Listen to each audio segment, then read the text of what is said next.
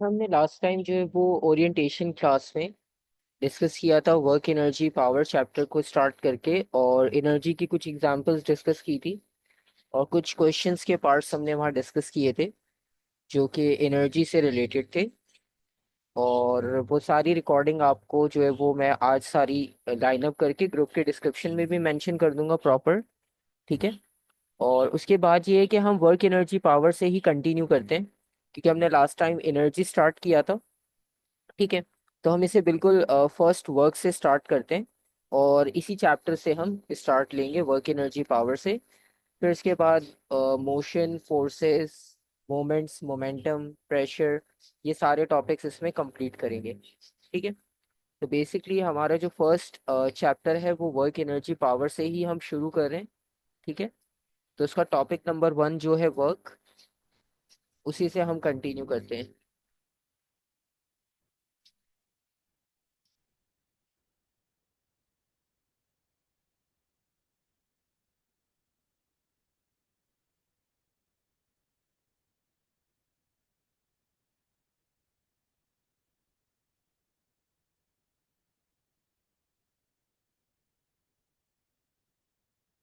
तो first topic हमारे पास वर्क डन का है। आप वर्क लिखो या वर्क डन लिखो, एक ही बात है।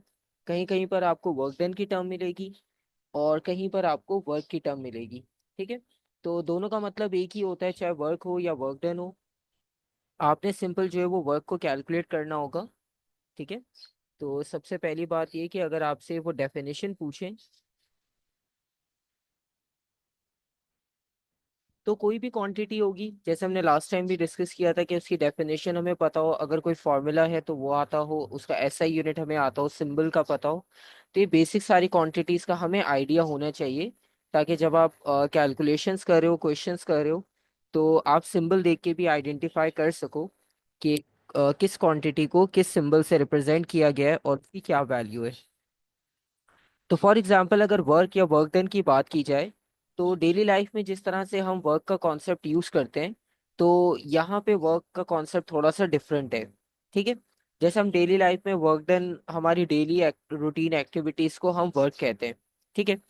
अच्छा, यहाँ पर थोड़ा सा कॉन्सेप्ट वैसा ही है, लेकिन आप इसको थोड़ा सा प्रॉपर एक्सप्लेन करोगे, प्रॉपर इन द सेंस कि लेट्स सपोज अगर आपके पास एक ऑब्जेक्ट है और उस ऑब्जेक्ट पे अगर आप फोर्स अप्लाई करते हो। ठीक है। फॉर एग्जांपल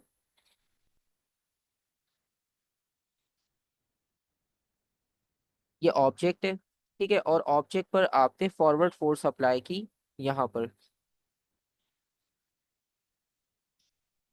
ठीक है। तो ऑब्जेक्ट किस डायरेक्शन में मूव करेगा? Upward forward downward backward? तो डेफिनेटली ऑब्जेक्ट मूव करेगा फॉरवर्ड डायरेक्शन में।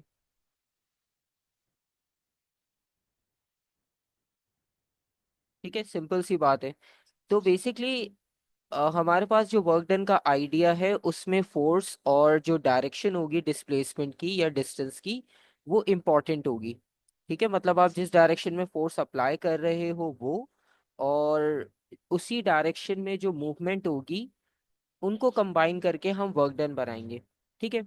तो यहाँ से आपको वर्क डन का कॉन्सेप्ट क्लियर हो जाएगा कि फोर्स हमें देखनी होगी कि फोर्स किस डायरेक्शन में, और उसी डायरेक्शन में अगर मोशन हो रही है तो सही है, वर्क डन हो रहा है। अगर नहीं है तो फिर वर्क डन नहीं हो रहा, फिर कोई और क्वांटिटी होगी।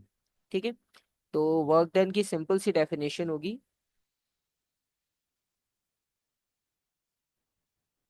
Work is done when object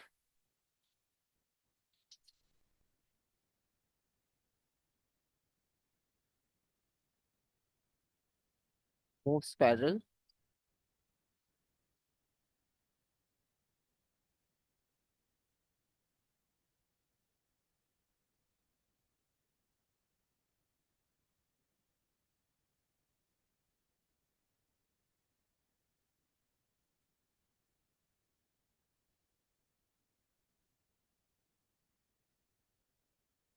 to the direction of force. ठीक है। तो जैसे अभी हमें एग्जाम्पल डिस्कस की वैसे ही हमने डेफिनेशन लिख दी। ठीक है। और अगर आप इसको और अच्छे से लिखना चाहते हो तो आप इसे ऐसे लिख सकते हो, उससे आपको फॉर्मूला भी याद हो जाएगा। ठीक है। तो हम इसकी प्रॉपर डेफिनेशन इस तरह से लिख सकते हैं, इट इज द प्रोडक्ट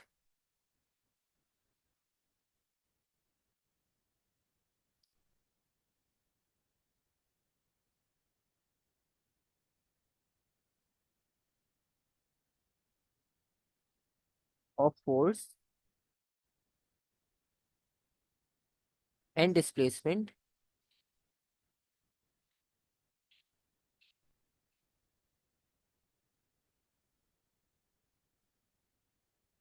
यानी जो स्ट्रेट डायरेक्शन में मूवमेंट है उसे हम डिस्प्लेसमेंट कह रहे हैं।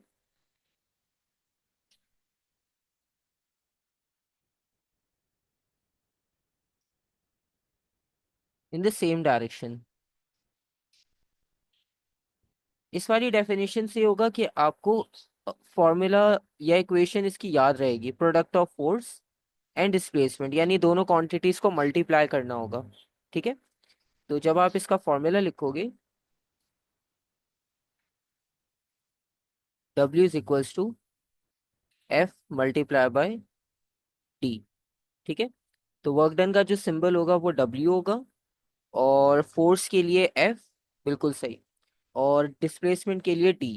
ठीक है, अच्छा डिस्प्लेसमेंट के लिए D या S दोनों लिख सकते हैं हम। ठीक है, तो जैसे अगर आप डिस्प्लेसमेंट के लिए सिंबल की बात करूं,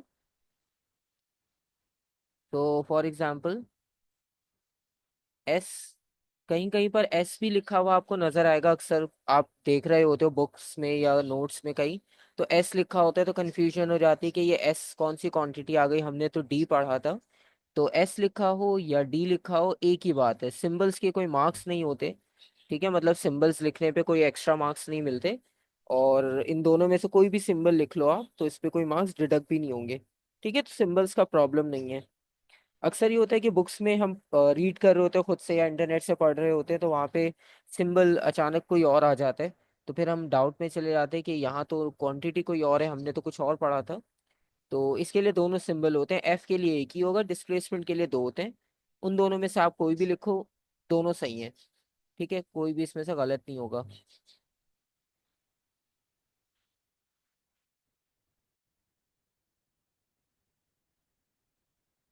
ओके, नेक्स्ट, वर्क डन का हमारे पास फॉर्मूला आ गया, वर्क डन का हमने कॉन्सेप्ट देख लिया। अब जैसे ये फोर्स अप्लाई हो रही थी, ठीक है, तो फोर्स लेट सपोज है 2 न्यूटन्स या 10 न्यूटन्स की। ठीक है, लेट सपोज 10 न्यूटन की फोर्स है। न्यूटन्स आपको पता है फोर्स का यूनिट होता है। ठीक है, बेसिक है, कुछ इतना मुश्किल नहीं है।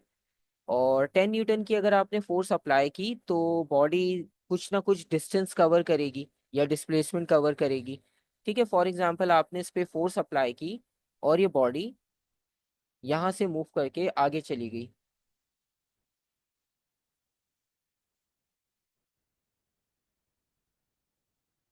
इस पॉइंट पर।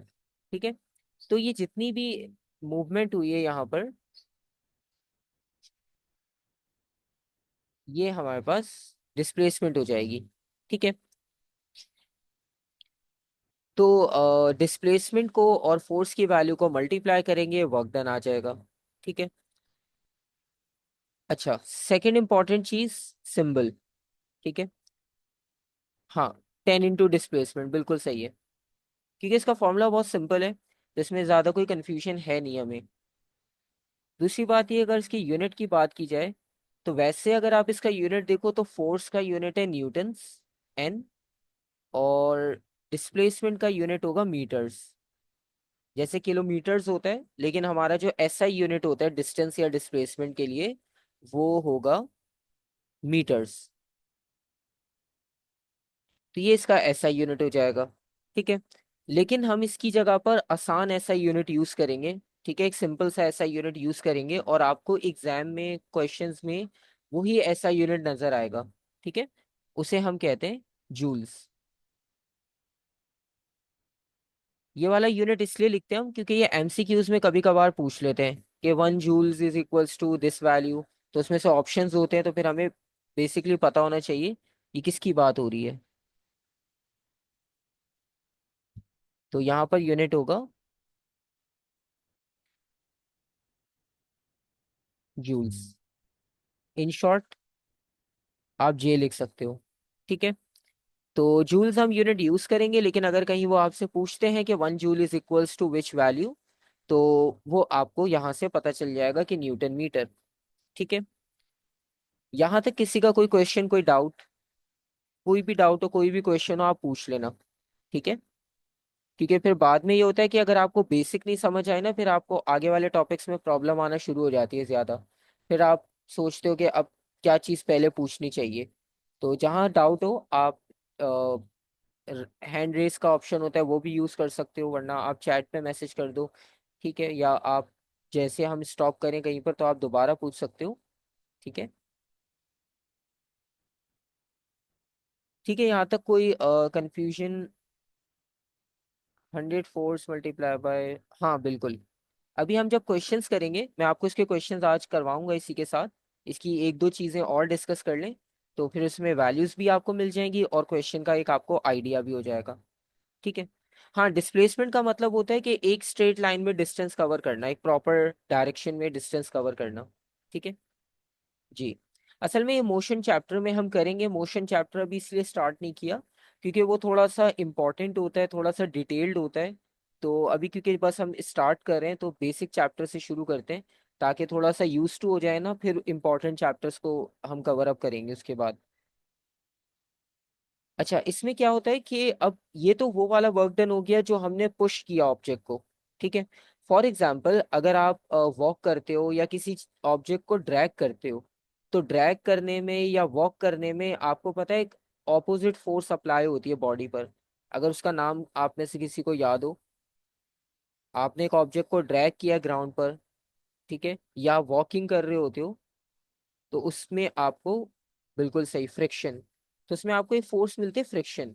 अच्छा, कभी कभार वो क्वेश्चन ऐसे पूछते हैं कि calculate the work done by the friction या calculate work done against the friction. तो इस तरह से वो अलग अलग वर्क डन के क्वेश्चंस पूछते हैं आपसे। तो उसमें आपको ये देखना होगा कि ये किस फोर्स की बात हो रही है, क्योंकि बहुत सारी फोर्सेस होती है बॉडी पर। तो जिस फोर्स की वो बात करेंगे, हम उसी का वर्क डन कैलकुलेट करेंगे। ठीक है।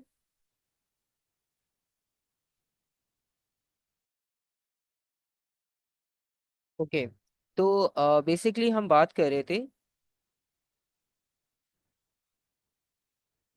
कि हमारे पास जो फोर्सेस होती हैं वो मल्टीपल तरह की होती हैं। ठीक है। और मल्टीपल फोर्सेस में जो है वो मल्टीपल आपको वर्क डन्स कैलकुलेट करने को मिल सकते हैं। ठीक है, जैसे अभी हमने ये वाला कैलकुलेट किया, तो इस वाले कैलकुलेशन में आपको पता चल गया कि ये तो फॉरवर्ड फोर्स है, और वो हम कैलकुलेट कर लेंगे। ठीक है। लेकिन ऐसा भी हो सकता है, अब जैसे ये ऑब्जेक्ट फॉरवर्ड जा रहा था, लेकिन इस पे जो फ्रिक्शन अप्लाई हो रही थी, तो उन्होंने क्वेश्चन आपसे पूछ लिया कि आप इसमें फ्रिक्शन जो है उसके अकॉर्डिंगली जो वर्क डन होगा वो आप कैलकुलेट करो। ठीक है। तो ऐसे भी क्वेश्चन हो सकता है।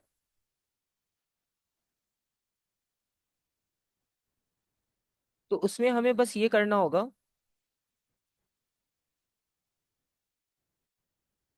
कि जितना भी आपके पास वर्क डन होगा फ्रिक्शन की फोर्स के अकॉर्डिंगली, सिर्फ वो कैलकुलेट करना है। ठीक है। और इसी तरह से कभी कभार ये होता है कि ग्रेविटेशनल फोर्स आ जाती है। ठीक है, तो ये दोनों चीजें हम देखते हैं। अब फॉर एग्जांपल उन्होंने आपसे पूछ लिया वर्क डन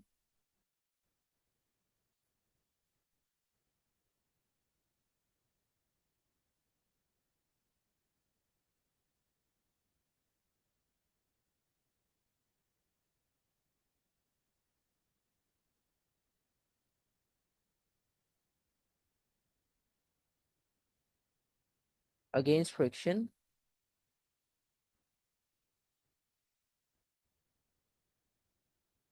तो बेसिकली अभी जो हमने पहली वाली एग्जांपल डिस्कस की, इसमें था work done in moving object. ठीक है। तो ऑब्जेक्ट जो मूव कर रहा है या अप्लाइड फोर्स है, ये वो वर्क डन था। लेकिन अगर हम फ्रिक्शन की बात करें तो फ्रिक्शन के लिए हमें ये देखना होगा कि फ्रिक्शन की फोर्स कितनी है। ठीक है। फॉर एग्जाम्पल, अगर उसी सिचुएशन में, उसी डायग्राम में अगर आप फ्रिक्शन को ऐड करते हो, तो फॉर एग्जाम्पल फ्रिक्शन है 5 न्यूटन्स। ठीक है। तो अब आपको पता है कि फ्रिक्शन हमारी जो मूवमेंट है उसके ऑपोजिट होती है हमेशा। तो यहाँ पर फोर्स आ गई 5, और जो भी इसका डिस्प्लेसमेंट होगा 1 मीटर, 2 मीटर, 3 मीटर, तो उससे हम कैलकुलेशन कर लेंगे। ठीक है, फॉर्मूला हम वही यूज करेंगे same, W is equals to F into D. और फॉर एग्जाम्पल डिस्प्लेसमेंट को हम 2 कंसिडर कर लेते हैं, तो आंसर हो जाएगा 10 जूल्स। ठीक है, तो बस इसमें ये है कि आपको याद रखना होगा, क्योंकि कभी कभार वो लिख देते हैं कि वर्क डन अगेंस्ट फ्रिक्शन। ठीक है, लेकिन हम जल्दी में क्या करते हैं, हम उस चीज को इग्नोर कर देते हैं।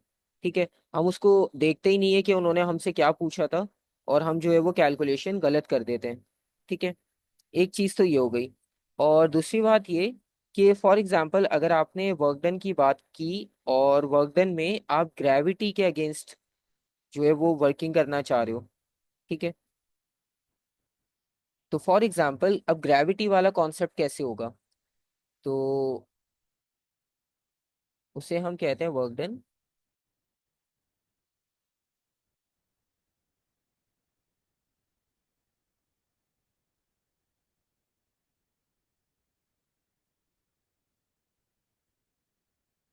By gravity.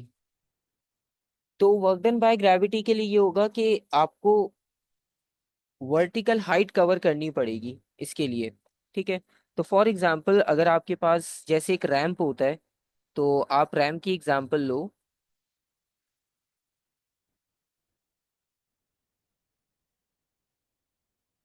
और एक ऑब्जेक्ट को आप यहाँ से ऊपर की तरफ लेकर जा रहे हो। ठीक है, ये एक ऑब्जेक्ट था, आप इसे यहाँ तक ले आए। अच्छा, इसमें दोनों तरह के वर्क डन इंक्लूड है। अगर आप इसको स्ट्रेट लाइन में ऑब्जर्व करो, ठीक है, फॉर एग्जाम्पल आप इसे स्ट्रेट लाइन में ऑब्जर्व कर रहे हो इस तरह से। ठीक है, तो ये work done by applied force होगा। ठीक है, और अगर आप इसे वर्टिकल ऑब्जर्व करते हो, मतलब ग्राउंड से, मतलब पहले आप यहाँ पे ग्राउंड पे थे, और ग्राउंड से अब आपका जो डिस्टेंस है वो यहाँ तक आ गया। ठीक है, और ये है लेट्स सपोज 5 मीटर्स। तो अब आप देखो आपके पास दो डिस्टेंस आ गए। ठीक है, तो इसमें आपने थोड़ा सा क्वेश्चन को ध्यान से देखना होता है कि वो आपसे किस डायरेक्शन और किस वर्क डन के बारे में पूछ रहे हैं। ठीक है, तो यहाँ पर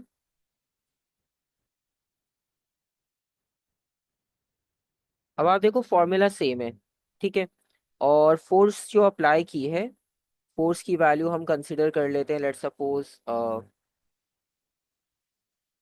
40 न्यूटन। तो फोर्स तो वही है, लेकिन आपके पास जो दो अलग अलग डिस्प्लेसमेंट्स आपको नजर आ रही हैं, तो ये डिपेंड करेगा कि डायरेक्शन क्या है। ठीक है, तो W is equals to F into D apply किया, लेकिन हम क्योंकि ग्रेविटी की बात करें, तो W is equals to 40 multiply by 5 करेंगे। ठीक है, अगर आपने 2 कर दिया, तो 2 से मल्टीप्लाई करने का मतलब ये हुआ कि वर्क डन आपने जो कैलकुलेट किया है वो अप्लाइड बाय फोर्स वाला कर दिया। ठीक है, लेकिन यहाँ पर जो अभी हमने वर्क डन कैलकुलेट किया है ये ग्रेविटी के साथ है। ठीक है,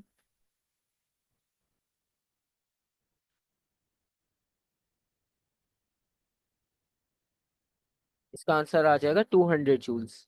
ठीक है, तो इस तरह से कैटेगरीज चेंज हो जाती हैं। तो आपको बस थोड़ा सा ध्यान रखना होता है कि किस क्वेश्चन में वो कौन सी फोर्स के बारे में पूछ रहे हैं, तो आंसर भी उसके अकॉर्डिंगली होना चाहिए। ठीक है, और फॉर एग्जांपल अगर आप इसके क्वेश्चंस देखो, तो बहुत इजी क्वेश्चंस आपको मिलेंगे, क्योंकि इसका फॉर्मूला इतना सिंपल है। और लेकिन करना भी हमें ज़रूरी होता है, क्योंकि आपको बेसिक टॉपिक्स पता होने चाहिए। फ्रिक्शन की बात ये थी कि फ्रिक्शन, जैसे हमने फर्स्ट वाली एग्जांपल डिस्कस की थी, उसमें ऑब्जेक्ट मूव कर रहा था फॉरवर्ड डायरेक्शन में। ठीक है, अब वो फॉरवर्ड डायरेक्शन में मूव करने का मतलब होता है अप्लाइड फोर्स, मतलब जिस डायरेक्शन में फोर्स अप्लाई कर रहे हैं, तो ऑब्जेक्ट उसी डायरेक्शन में मूव कर रहा है।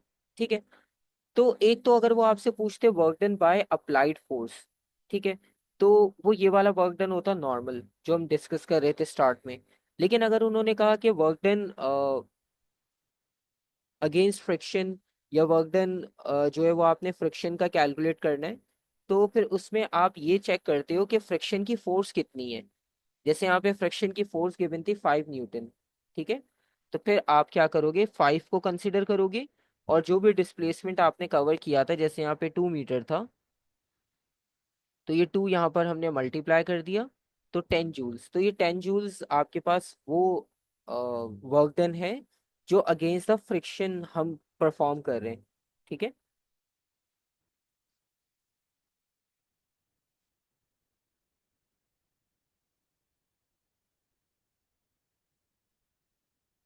ठीक है,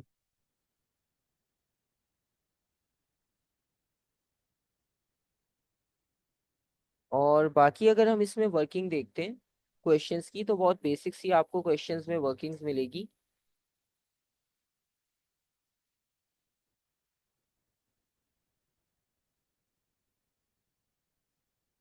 जैसे ये वाला एक क्वेश्चन है, इस क्वेश्चन में a 300 newton force is applied to a box to move it up a ramp. तो ये वही वाली एग्जांपल है जो अभी हम डिस्कस कर रहे थे, ठीक है। How much work is done by the force when moving the box from X to Y, ठीक है। अब आप देखो उन्होंने क्लियरली लिखा है एक्स टू वाई, तो आपको यहाँ से आइडिया हो जाना चाहिए कि कौन सा वर्क डन आपको कैलकुलेट करना है, क्योंकि वैल्यूज तो सारी गिवन है। लेकिन आपने जो कैलकुलेट करनी होगी, आपने आंसर बताया ए, ठीक है, हम चेक कर लेते हैं। तो फोर्स की वैल्यू तो फिक्स है, 300 न्यूटन। तो फॉर्मूला आपने अप्लाई किया F × D,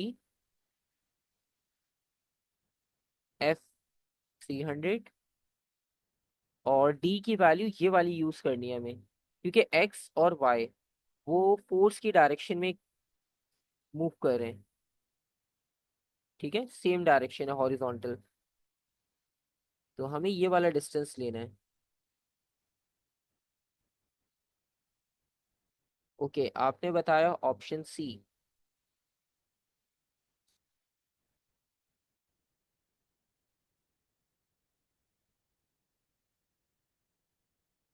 यस, ऑप्शन सी।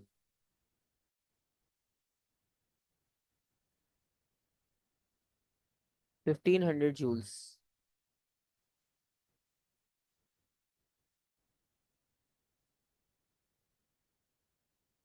ठीक है, तो ये अब आपने क्वेश्चन देख लिया। अब इसी क्वेश्चन में वो अगर आपसे पूछते कि ग्रेविटी के लिए आप वर्क डन कैलकुलेट करो, ठीक है, तो इसमें ग्रेविटी की वजह से जब आप कैलकुलेट करोगे, तो वो 3 मीटर वाला डिस्टेंस लेते आप, ठीक है। हाँ, क्योंकि ग्रेविटी आपको हमेशा डाउनवर्ड पुल करती है। आप कोई भी ऑब्जेक्ट ऊपर थ्रो करो, वो आपको डाउनवर्ड पुल कर लेगी। तो इसका मतलब ये है कि उसका लिंक वर्टिकल के साथ है। मतलब आप जैसे स्टेयर्स से ऊपर जाते हो, तो आप जल्दी थक जाते हो, क्योंकि ग्रेविटी आपको नीचे पुल कर रही है, लेकिन आप ऊपर की तरफ जाते जा रहे हो।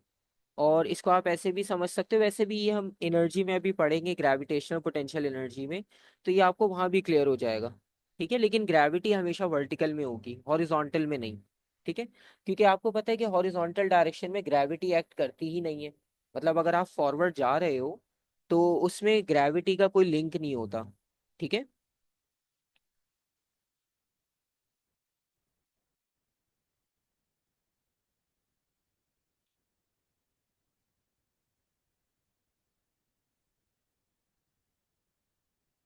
ओके, इसी तरह से आप अगर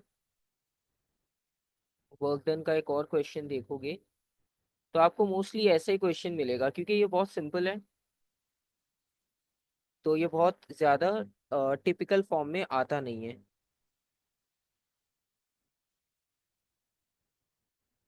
ये रहा।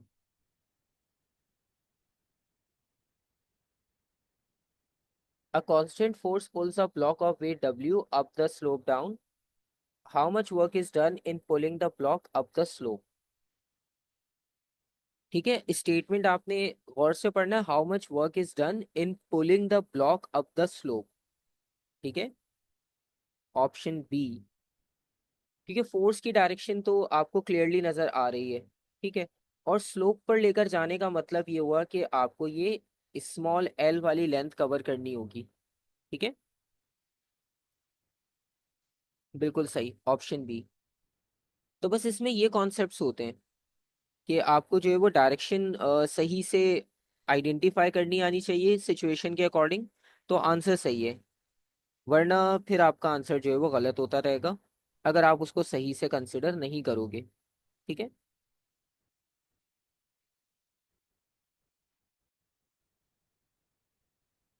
Yes, we always have to multiply.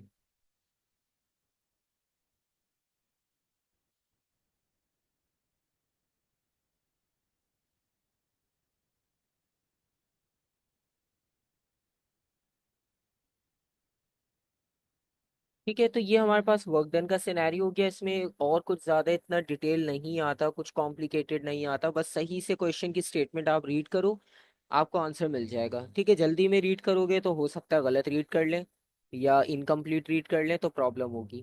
ठीक है, ओके। अब आते हैं नेक्स्ट टॉपिक पे। अच्छा, नेक्स्ट टॉपिक जो है वो एनर्जी का है, और एनर्जी हमने जैसे लास्ट टाइम डिस्कस किया था, तो हम उसको एक बार बस रिव्यू करेंगे शॉर्ट।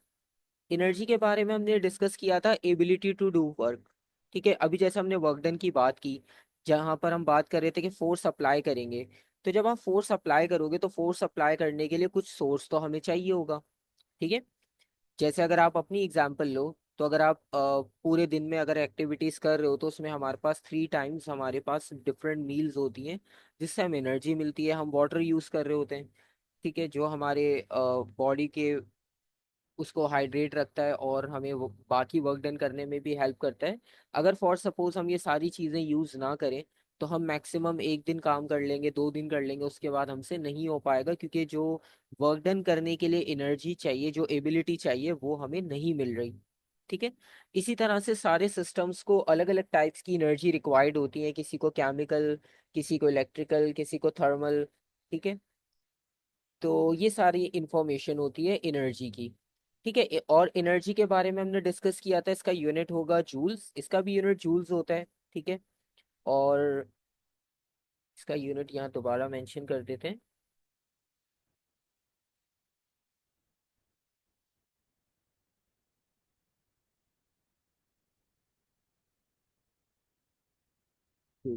ठीक है, इसका यूनिट भी सेम जूल्स होता है। और बाकी हमने इसमें डिस्कस किया था renewable non renewable energy resources, और ये दोनों चीज़ें आपने already social studies, Pakistan studies में कहीं ना कहीं लाजमी पढ़ी होती हैं, तो इसमें आपके लिए कुछ ऐसा नया नहीं था, और ऑलमोस्ट आप सभी ने ही आंसर किया था लास्ट टाइम इससे रिलेटेड जो भी हमने डिस्कशन किया था। ठीक है, तो हम इससे थोड़ा सा आगे आज बात करेंगे। ठीक है, बाकी क्वेश्चंस प्रैक्टिस करते रहेंगे हम जब तक चैप्टर कंप्लीट नहीं होता, तो उसमें जो भी डाउट्स होंगे आपके वो क्लियर होते जाएंगे वन बाय वन। ऐसा नहीं है कि एक टॉपिक अगर आज हमने कर लिया तो हम दोबारा नहीं करेंगे। ठीक है, जब तक चैप्टर चल रहा है तो हम उसका रिवीजन और उसके क्वेश्चंस को प्रैक्टिस करते हैं, ताकि अगर कोई डाउट रह गया हो या किसी ने लेट ज्वाइन किया हो और उसे नहीं समझ आया तो वो भी उसे कवर अप कर ले टाइम के साथ। अब इसमें वैसे तो हमारे पास बहुत सारी टाइप्स की एनर्जी होती है, केमिकल, इलेक्ट्रिकल, थर्मल, सोलर। ठीक है, लेकिन अभी फिलहाल जो मेजर हमारे पास दो कैटेगरीज है ना एनर्जी की, वो डिस्कस करनी है, जिसका फॉर्मूला भी है, काइनेटिक और पोटेंशियल। ठीक है, अब जैसे आप सोलर की बात करो तो सोलर का कोई फॉर्मूला नहीं है। ठीक है, इलेक्ट्रिकल का हम इलेक्ट्रिसिटी वाले चैप्टर में पढ़ेंगे। इसी तरह जियोथर्मल का कोई फॉर्मूला नहीं है। तो हर एनर्जी का फॉर्मूला नहीं है, जिनके फॉर्मूला हैं वो दो हैं, दो कैटेगरीज हैं। उन दो कैटेगरीज के बारे में आपको पता होना चाहिए, उनकी कैलकुलेशंस आती हैं, उनका फॉर्मूला है प्रॉपर, और बहुत आसान उनकी जो है वो वर्किंग है। तो सबसे पहली जो टाइप की एनर्जी की हम बात करेंगे वो है काइनेटिक एनर्जी।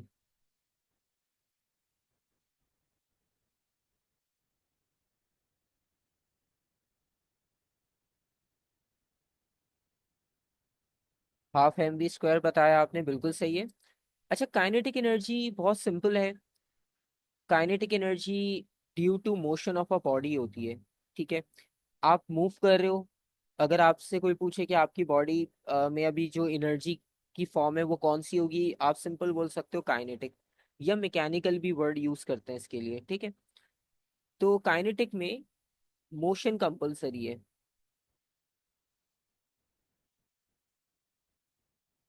तो इसको हम डिफाइन भी ऐसी करते हैं, एनर्जी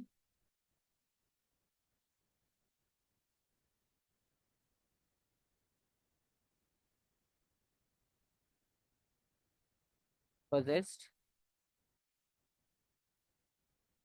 ड्यू टू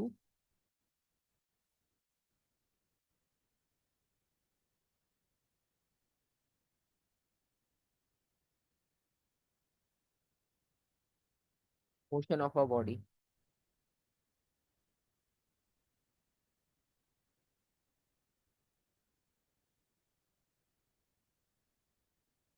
इसकी डेफिनेशन बहुत आसान है, इसका फॉर्मूला बहुत आसान है। फॉर्मूला में एक इंपॉर्टेंट चीज हम डिस्कस करेंगे जो आपको याद रखनी है, पहले फॉर्मूला इसका लिखते हैं।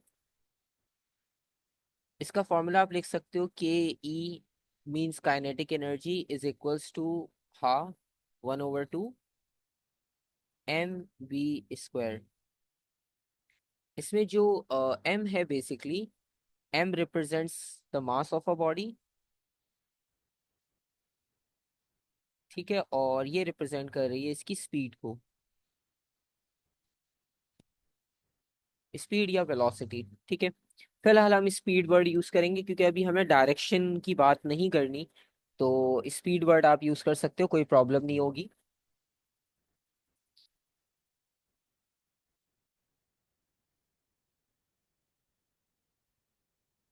तो यहाँ पर जो स्पीड की बात हो रही है, ठीक है, तो स्पीड और मास आ गया। मतलब अगर आप अपनी बॉडी की एग्जांपल लो या कार की एग्जांपल लो, तो कार का मास होता है और वो किसी ना किसी स्पीड से मूव कर रही होती है, ठीक है। तो इन शॉर्ट हम ये कह सकते हैं कि कार की काइनेटिक एनर्जी हम उसके मास और उसकी स्पीड से कैलकुलेट कर सकते हैं, ठीक है। मतलब आप एक कार है, कार का आपको एक एवरेज मास पता होता है, उसके बैक साइड पे लिखा होता है कि एवरेज इसमें इतनी कैपेसिटी है। तो अगर फुल कैपेसिटी में कार लोड है और आप उसके स्पीडोमीटर में से उसकी स्पीड देख सकते हो, वो 30 है, 40 है, 50 है, ठीक है, आप इस फॉर्मूला में सब्स्टिट्यूट करो, आपको काइनेटिक एनर्जी का जो है वो आंसर मिल जाएगा, ठीक है, कार के लिए।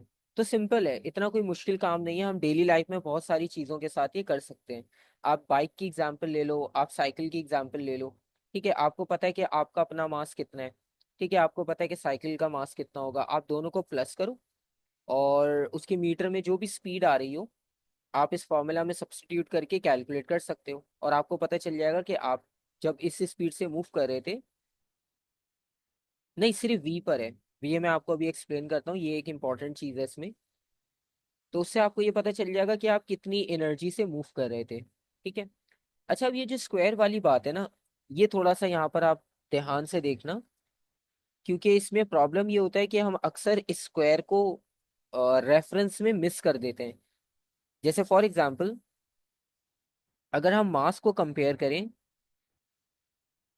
काइनेटिक एनर्जी के साथ, कंपेयर करने का मतलब ये कि फॉर एग्जांपल अगर हमारे पास मास की वैल्यू हो m, और फिर हम मास को डबल कर दें 2m, फिर 3 टाइम्स कर दें 3m, और फिर हम उसको 3 टाइम्स लेस कर दें या हम उसे हाफ कर दें। तो इस तरह से मल्टीपल पॉसिबिलिटीज है हमारे पास, जरूरी नहीं है कि हाफ करें या 3 टाइम्स करें, आप 4 टाइम्स, 10 टाइम, 20 टाइम कुछ भी कर सकते हो, ठीक है। अच्छा, मास, मास के बारे में एक हमें बेसिक हमें पढ़ा होता है कि मास जो है वो चेंज ही नहीं होता, ठीक है। लेकिन मास चेंज की मैं आपको एक एग्जांपल बताता हूँ सिंपल। जैसे कार में फ्यूल था, पहले फ्यूल की क्वांटिटी ज्यादा होती है तो कार का ओवरऑल मास ज्यादा होता है। लेकिन जैसे जैसे कार ड्राइव होती रहती है, उसका फ्यूल कंज्यूम होता रहता है, फ्यूल की क्वांटिटी कम होती है, तो मास क्या हो रहा है, डिक्रीज, ठीक है। तो इस तरह से मास जो है वो डिक्रीज भी होता है, सही है।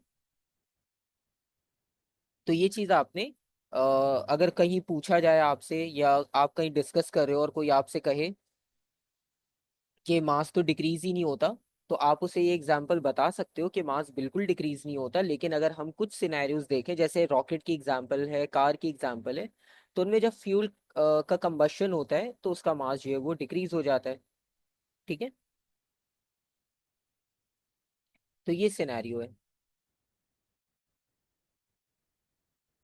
तो यहाँ पर अगर हम मास के साथ कंपैरिजन देखें इसका, तो फॉर एग्जांपल आपने मास जो है वो m कंसिडर किया, तो आपको जो रिजल्ट मिलेगा काइनेटिक एनर्जी का वो सिंपल E मिल जाएगा। ठीक है, मतलब कोई चेंज नहीं। अगर हम मास को डबल करते हैं तो एनर्जी डबल हो जाएगी। ठीक है, आपने मास को 3 टाइम किया, एनर्जी 3 टाइम्स बढ़ जाएगी। ठीक है, इसी तरह जब डिक्रीज किया तो एनर्जी भी डिक्रीज हो जाएगी। ठीक है, तो मास का एनर्जी के साथ इस तरह का लिंक है डायरेक्टली। ठीक है, तो अगर कहीं एमसीक्यूज वगैरह में आपसे कहीं पूछे तो आप सिंपल आंसर दे सकते हो कि जितना मास बढ़ेगा उतनी एनर्जी बढ़ेगी, जितना मास कम होगा एनर्जी उतनी कम हो जाएगी। ठीक है, अब देखते हैं स्पीड के साथ कंपैरिजन।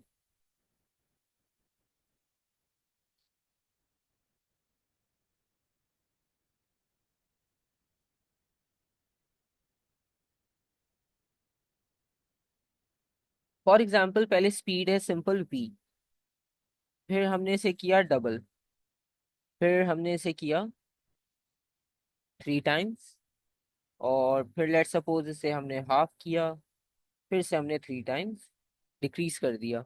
ठीक है, अच्छा अब इस सिनेरियो में जो एनर्जी है ना वो डिफरेंट होगी, क्योंकि स्पीड पर है स्क्वायर, तो स्क्वायर टाइम्स चीजें चेंज होंगी। ठीक है, फॉर एग्जाम्पल जब तक ई था, सॉरी जब तक स्पीड वी थी, तो हमारे पास एनर्जी भी ई रहेगी। ठीक है, लेकिन जब आपने स्पीड को डबल किया, तो डबल करने का मतलब ये है कि ये हो जाएगा 2v स्क्वायर, तो यानी आंसर आएगा 4 टाइम्स। ठीक है, तो एनर्जी कितनी इंक्रीज होगी, 4 टाइम्स। इसी तरह से जब आप 3 टाइम्स लिख रहे हो तो 3 पे स्क्वायर होगा, तो फाइनल आंसर होगा 9 टाइम्स, तो एनर्जी 9 टाइम्स बढ़ेगी। ठीक है, क्योंकि स्पीड पे स्क्वायर है। और अगर आप हाफ कर रहे हो, हाफ करने का मतलब ये 1/2 का स्क्वायर, तो ये हो जाएगा 1/4, यानी E/4, तो एनर्जी 4 टाइम्स कम हो गई। और इसी तरह से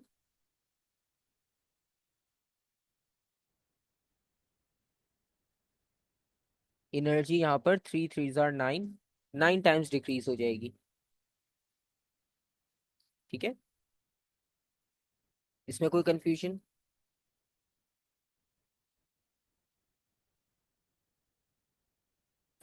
नो सर। ओके, तो यहाँ पर आपको कोई कंफ्यूजन नहीं है, तो ये आपके पास एनर्जी का आइडिया हो गया। और इसके बाद जब आप इसकी कैलकुलेशन करोगे, ठीक है, तो इससे रिलेटेड जो सिनेरियो है मैं आपको क्वेश्चन दिखा देता हूँ कि ये एनर्जी का जो अभी रेफरेंस की हम बात कर रहे थे स्पीड की, इसका क्वेश्चन किस तरह से हो सकता है।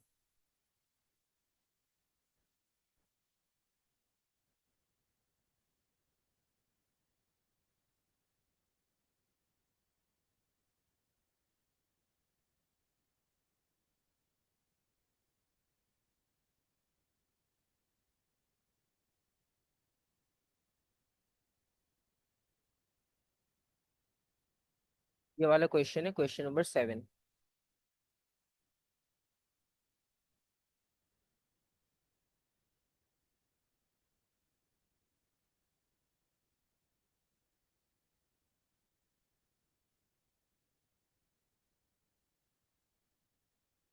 तो क्वेश्चन नंबर 7 अगर आप रीड करो तो उससे आपको आइडिया हो जाएगा कि मास और स्पीड के जो चेंजेस वाले क्वेश्चंस हैं वो किस तरह से आ सकते हैं। ठीक है, तो फॉर एग्जांपल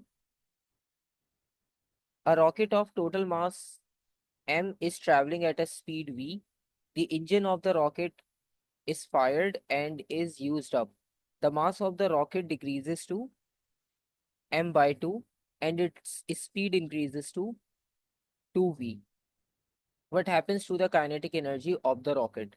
अच्छा, ये वाला क्वेश्चन मतलब आपको प्रैक्टिस के लिए बहुत अच्छा है, क्योंकि इससे आपको एक आइडिया हो जाता है कि ये जो चेंजेस आ रही हैं, ये चेंजेस किस तरह से आ रही हैं। ठीक है। अब उन्होंने कहा कि वो पहले v स्पीड से मूव कर रहा था, उसके बाद जो है वो engine of rocket is fired and used up, the mass of the rocket decreases to m/2। अब ये मास क्यों डिक्रीज हुआ? क्योंकि फ्यूल जो है वो कंबशन रिएक्शन की वजह से खत्म हो गया, और जो बाकी क्वांटिटी बची है वो अब हाफ हो गई। ठीक है। और जाहिर सी बात है, जब आपने फ्यूल का कंबशन किया तो इसका मतलब है आपको ज्यादा स्पीड चाहिए, तो स्पीड आपकी डबल हो गई। अब वो पूछ रहे हैं कि काइनेटिक एनर्जी में चेंज कितना आएगा। अच्छा, अब इसको सॉल्व करने के लिए फॉर्मूला तो हम काइनेटिक एनर्जी का यूज करेंगे। ओके, आपने आंसर बताया है बी। हम चेक कर लेते हैं बी पॉसिबल है हमारे लिए आंसर या नहीं। तो सबसे पहले आप काइनेटिक एनर्जी का फॉर्मूला यूज करोगे, ½ mv²। और ½ mv² का मतलब ये हुआ कि अभी ये जो 1/2 है ना, अगर आप ये 1/2 को देखो तो ये कांस्टेंट वैल्यू है। मतलब ये हर जगह पे 1/2 सेम ही रहेगा। तो अगर आप इसको इग्नोर भी कर दो ना तो मसला नहीं है, क्योंकि ये कांस्टेंट रहता है। अब फॉर एग्जांपल ये हमारे पास है इनिशियल वैल्यू। ठीक है। अब बाद में क्या हुआ कि मास हमारे पास हो गया हाफ, मास हो गया हाफ, स्पीड हो गई डबल। तो फॉर्मूला हो गया कुछ चेंज इस तरह से, क्वांटिटीज की वजह से। तो जब आप इसे फाइनलाइज करोगे तो ये कुछ इस तरह का बनेगा। 1/2 को हम बाहर रहने देते हैं,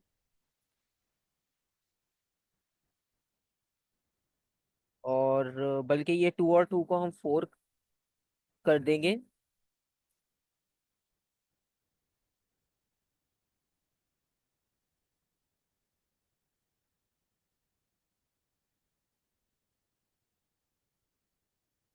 ये हो जाएगा 4v²। ठीक है। अच्छा, अब इसमें से अगर आप एक चीज नोटिस करो तो आपको पता है कि ½ mv² होता है काइनेटिक एनर्जी। तो ये जो अभी आपके पास वैल्यू आई है, अगर आप इसमें से हाफ को अलग करो, यानी 1/2 को अलग कर दें, मास को अलग कर दें और v² को अलग कर दें, ठीक है, तो ये आपके पास बन जाएगी काइनेटिक एनर्जी। फॉर एग्जांपल ये न्यू काइनेटिक एनर्जी है, ये ओल्ड काइनेटिक एनर्जी है। ठीक है।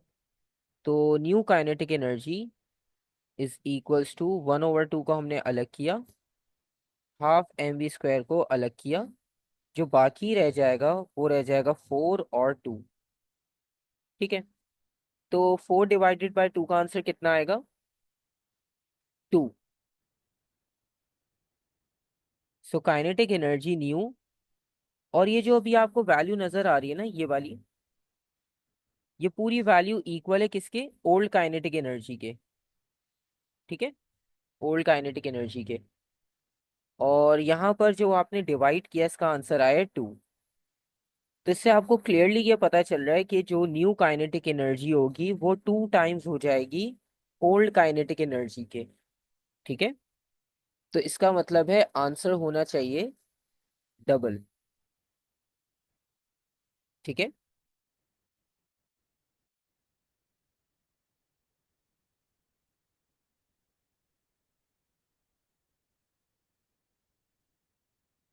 तो यहाँ आप क्वेश्चन दोबारा देख लो, अगर कोई डाउट या कोई कंफ्यूजन है आप पूछ सकते हो।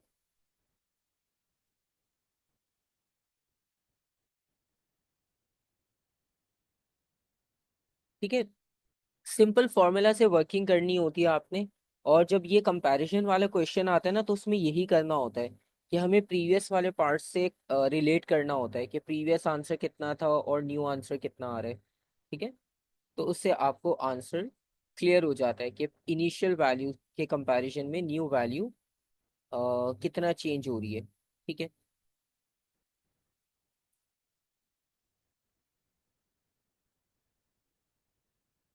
और इसके अलावा अगर हम बात करें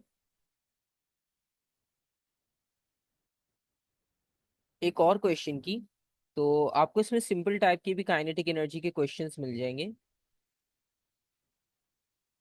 मतलब वो भी आ सकते हैं एग्जाम में, ऐसा नहीं है कि वो नहीं आते, वो भी आते हैं एग्जाम में।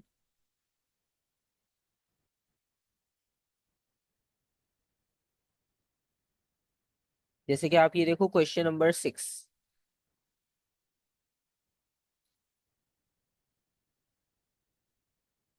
A 2 kg mass has 300 joules of kinetic energy. What is the speed of the mass? ठीक है, मास गिवन है और काइनेटिक एनर्जी गिवन है इस बार, और आपने कैलकुलेट क्या करना है, स्पीड। ठीक है, फॉर्मूला वही सेम रहेगा, फॉर्मूला चेंज नहीं होगा।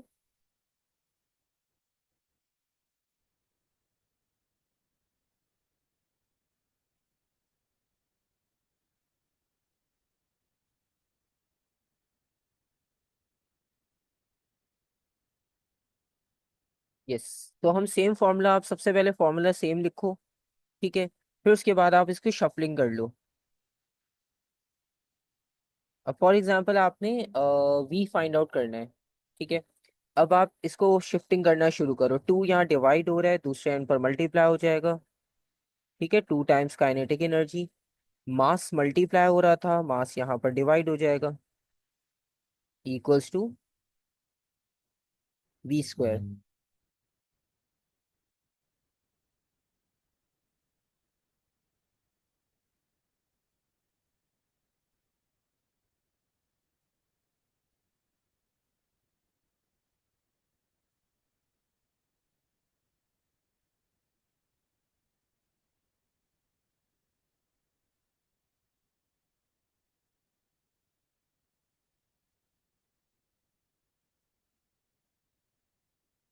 और अब बस आपने फाइनल इसमें वैल्यूज को सब्स्टिट्यूट करना है।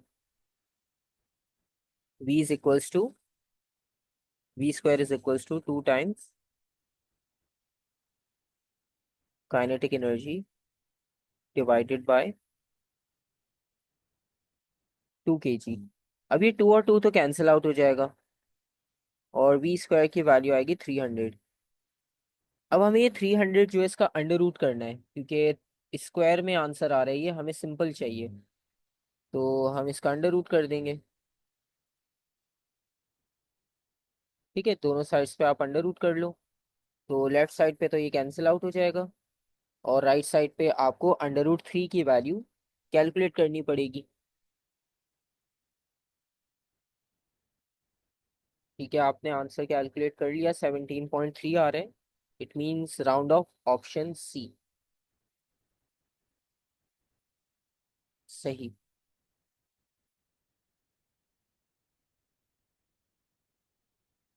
ठीक है, तो ये आपके पास कुछ कॉन्सेप्ट्स थे। ठीक है, अब वर्क एनर्जी पावर में हमारे पास एक पोटेंशियल एनर्जी का कॉन्सेप्ट इंपॉर्टेंट है, फिर पावर का कॉन्सेप्ट है, और फिर हम इसके क्वेश्चंस बहुत इजीली कर सकते हैं। ठीक है, एक बार हमारे पास ये कंप्लीट हो जाएगा टॉपिक्स, फिर आप इसके जब क्वेश्चंस करोगे तो फिर आपको ज़्यादा वो इजी होगा कि आप कंप्लीट डिटेल क्वेश्चंस भी कर सकते हो। अभी तो हम एमसीक्यूज डिस्कस कर रहे थे क्योंकि स्पेसिफिक टॉपिक्स के थे, और जब हम सारे टॉपिक्स कर लेंगे ना, फिर हम कंबाइन पूरे क्वेश्चंस इसमें से प्रैक्टिस करेंगे, और फिर आपको जो है वो और इसमें कॉन्फिडेंस भी आ जाएगा कि ये चैप्टर तो बहुत इजी है और हम इजीली इसको सॉल्व कर सकते हैं। ठीक है, तो इंशाल्लाह फिर ये है कि सारी ये आपको फाइल्स और मैं ड्राइव पे अपलोड करके इसका लिंक शेयर कर दूंगा, और उसे ग्रुप की डिस्क्रिप्शन में पेस्ट कर दूंगा, तो वो लिंक सेम रहेगा। जब भी आपको कभी डाउनलोड करना हो, आप उस लिंक से डाउनलोड कर लेना, क्योंकि व्हाट्सएप पे होता है सेंड किया कुछ टाइम बाद ओल्ड हो जाती है, अगर किसी ने डाउनलोड नहीं किया फिर उसके पास वो दोबारा डाउनलोड नहीं हो पाती।